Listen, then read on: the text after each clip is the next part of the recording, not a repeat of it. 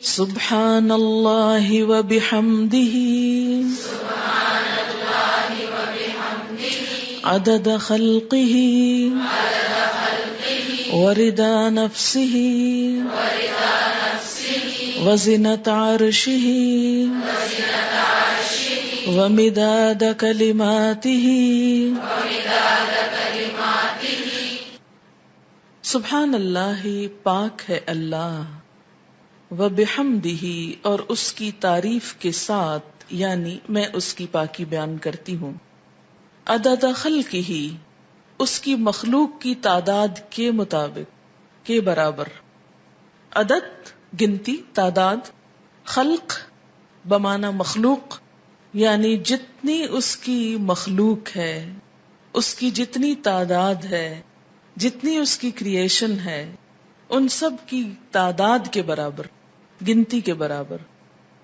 وردا، اور رضامندی، نفس ہی، اس کی نفس کی، یعنی اس کے نفس کی یا اللہ تعالی کی ذات جس چیز پہ راضی ہے اور جتنی تعریف پہ راضی ہے اتنی تعریف کرتی ہوں.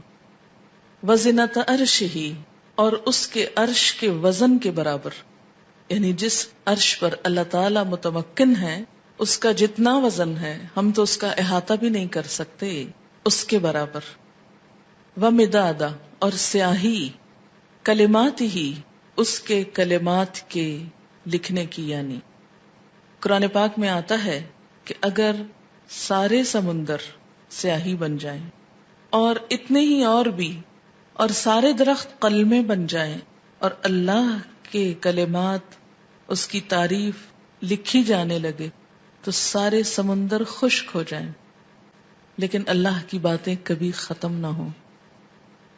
تو اس لیے اس کے کلمات یا اس کی باتیں لکھنے کے لیے جتنی سیاہی چاہیے اس کے برابر. یہ مسنون تسبیح ہے اور بہت ہی خوبصورت. چند لفظ ہیں لیکن ایک بندہ مومن کے دل کے اندر اللہ تعالی کی محبت کے لیے، اس کی عظمت بیان کرنے کے لیے جو اس کے جذبات ہیں اس کی ایک عکاسی ہے. اب دیکھیں کہ اللہ تعالی کی ذات جتنی بلند ہے اور اس میں جتنی خوبیاں ہیں ان کا احاطہ کرنا ہم جیسے کم عقل اور حقیر انسانوں کے لیے ممکن ہی نہیں. نہ وہ ہماری عقل میں سما سکتا ہے، نہ ہمارے تصور میں، اور نہ ہی ہماری اتنی زندگی ہے، نہ ہماری اتنی قوت ہے، نہ اتنی طاقت ہے، مجال ہے کہ ہم واقعی اس کی تعریف کا حق ادا کر سکیں. اس کی تسبیح کائنات کی ہر چیز بیان کر رہی ہے. وَإِن مِّن شَيْءٍ إِلَّا يُسَبِّحُ بِحَمْدِهِ، کوئی چیز ایسی نہیں جو اس کی تسبیح نہ کر رہی ہو. وَلَٰكِن لَّا تَفْقَهُونَ تَسْبِيحَهُمْ، لیکن تم ان کی تسبیح کو سمجھتے نہیں ہو. سَبَّحَ لِلَّهِ مَا فِي السَّمَاوَاتِ وَمَا فِي الْأَرْضِ، تسبیح کر رہی ہے اللہ کی ہر وہ چیز جو آسمانوں میں ہے، ہر وہ جو زمین میں ہے.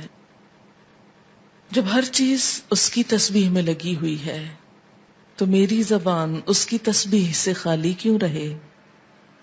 اگر میں نہیں کروں گی تو میری محرومی ہے. اللہ تعالیٰ کا تو کچھ بھی نقصان نہیں. بے شمار فرشتے صرف پیدا ہی اس لیے ہوئے ہیں کہ وہ اللہ کی تسبیح بیان کریں، اس کی تعریف بیان کریں. اس لیے تسبیح کرنا سراسر خود انسان کے اپنے فائدے کے لیے ہے. اس طرح انسان باقی کائنات کا ہم نوا ہو جاتا ہے. جس ذات سے جتنی محبت ہوتی ہے اس کے لیے الفاظ کا چناؤ اتنا ہی مشکل کام ہوتا ہے، اور اللہ کی تعریف کے لیے الفاظ کا چناؤ ہم عام انسانوں کے بس میں نہیں. اس لیے ہمیں لازمی طور پر سہارا لینا ہے نبی صلی اللہ علیہ وسلم کے الفاظ کا.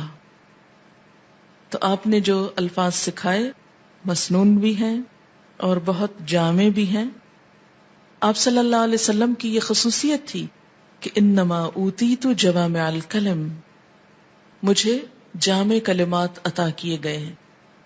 آپ صلی اللہ علیہ وسلم کی گفتگو کی ایک خوبی تھی کہ کم الفاظ میں بڑی بات کہہ سکتے تھے. تو یہاں بہت کم الفاظ میں بہت خوبصورت طریقے سے اللہ تعالی کی تسبیح بیان کی گئی ہے. تو جب بھی آپ دعا مانگنے لگیں تو اس سے پہلے اگر یہ چند لفظ بول لیں تو دعا کا وزن اور قبولیت اور اس کی خوبصورتی بڑھ جائے گی. اب دیکھیں کہ دعا کے شروع میں اور آخر میں تسبیح پڑھنا اور درود شریف پڑھنا یہ ایسا ہی ہے کہ جیسے کسی کو کچھ دینے کے لیے آپ ایک خوبصورت جیسے گفٹ پیپر ہوتا ہے یا اچھا کوئی برتن ہو سکتا ہے یا کوئی بھی چیز جس میں آپ کوئی چیز ڈال کر دے رہے ہیں. مثلا آپ نے ایک خوبصورت خط لکھا اور گندے سے انویلپ میں ڈال کے دے دیں تو وہ تاثر کیسا ہوتا ہے؟ درست نہیں ہوتا. اسی طرح آپ اچھی سے اچھی بات کہنا چاہیں مگر الفاظ اچھے نہ ہوں تو اس کے اندر خوبی نہیں آئے گی اچھی سے اچھی بات میں. تو الفاظ کا اچھا چناؤ اور دعاؤں کے آگے پیچھے اللہ کی تسبیح یہ بہت ہی ضروری ہے اور بہت مفید ہے، اور اس سے بڑھ کر جامع الفاظ کم ہی ملیں گے آپ کو. اس لیے ان کو یاد بھی کر لیجئے اور عادت بھی بنا لیجئے. اب اس شعور کے ساتھ جو کچھ ہم نے اس کا معنی سمجھا ہے، مثلاً عدد خلقی ہی، تو آپ سوچئے ذرا کہ اس کی مخلوق کی گنتی. مثلاً کہا یہ جاتا ہے کہ آسمانوں پر جتنے ستارے ہیں اگر ان کو فرضی نام دے دیے جائیں، مثلاً ABCD، تو ان ناموں سے پکارنے میں یا ان کی صرف گنتی کرنے میں 400 ملین سال چاہیے، کیونکہ انسان نمبر ایک تو احاطہ ہی نہیں کر سکتا. اور اگر صرف گننے لگے ان کو، صرف ستاروں کو، ابھی زمین کے ذرات کو نہیں، ریت کے ذرات کو نہیں، اگر آپ میں سے ہر ایک کو پورا کراچی شہر مثلاً سمندر کے کنارے پہنچ جائے اور ایک ایک گلاس ریت کا اٹھا کر اس کو دے دیا جائے ہر شخص کے کہ اس کے ذرات گنو، تو میرا خیال ہے کہ صرف وہ ذرے گننے میں اس کو کئی سال لگ جائیں، ایک عمر بیت جائے. تو ہم نہ تو یہ ذرات گن سکتے ہیں، نہ یہ ستارے گن سکتے ہیں، اور نہ ہی ہماری اتنی عمر ہے. تو یہ ایک تسبیح لے کے اگر ہم چند دفعہ سبحان اللہ کہہ بھی دیتے ہیں تو اس سے حق نہیں ادا ہوتا. سارا دن بھی بیٹھ کے تسبیح پڑھیں تو مت کبھی سوچیں کہ ہم بڑے عبادت گزار ہو گئے اور بہت کچھ کر لیں، کچھ نہیں کیا. کبھی اپنی عبادت کا انسان کو غرور نہیں آنا چاہیے، نہ کبھی عبادت کے تکبر میں مبتلا ہوں، کیونکہ ہم اللہ کا حق ادا کر ہی نہیں سکتے. تو پھر جب انسان یہ کہتا ہے عدد خلق ہی، تو گویا وہ سب کچھ گنا گیا جو آپ ویسے نہیں گن سکتے. لیکن شرط یہ کہ دل سے کہیں عدد خلق ہی ورضا نفس ہی، اتنی تسبیح جس پہ وہ راضی ہو جائے، بس مجھے اس کو راضی کرنا ہے. میں جب تک تسبیح کروں گا جب تک وہ راضی ہو جائے، اس کی رضا کے برابر. وزنۃ عرشہ، اور وزن میں اس کا عرش، اس سے وزنی کوئی چیز نہیں، اور اس کے کلمات لکھنے کی سیاہی کے برابر. وہ کتنی ہے اس کا احاطہ بھی ہم نہیں کر سکتے. اب آپ دیکھیں لیکوڈ بھی آ گیا اور ایبسٹریکٹ چیز بھی آ گئی اور ٹھوس چیز بھی آ گئی، یعنی ہر چیز کا ایک طرح سے احاطہ کیا گیا. اب اس تصور کے ساتھ تسبیح پڑھی، سبحان اللہ و بحمدہ عدد خلقہ